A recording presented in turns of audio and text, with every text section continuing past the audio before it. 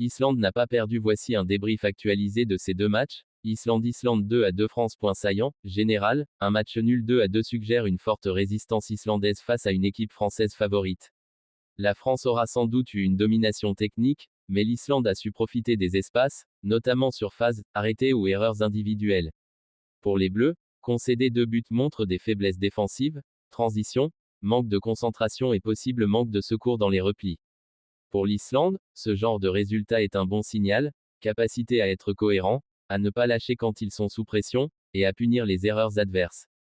Trèfle Irlande du Nord 0-1 Allemagne. Voici ce que j'ai pu recenser. Le match, l'Allemagne s'est imposée 1-0 contre l'Irlande du Nord. Le but décisif est l'œuvre de Nick Woltemade à la 31e minute, sur une action issue d'un corner tiré par David Raum. Il semble que le ballon ait touché son épaule pour finir dans les filets, après confirmation du VAR qu'il ne s'agissait pas d'une main.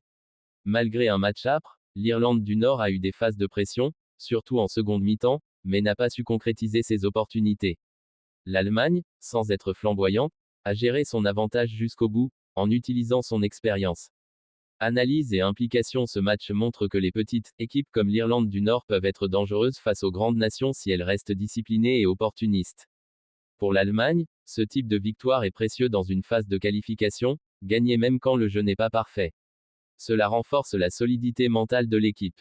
Le fait que le but vienne d'une situation de corner rappelle l'importance des coups de pied arrêtés, un domaine dans lequel l'Allemagne est souvent redoutable. Pour l'Irlande du Nord, le constat est amer, une occasion manquée. Mais dans une poule difficile, ce genre de match serré est souvent une bataille de détails. Abonnez-vous.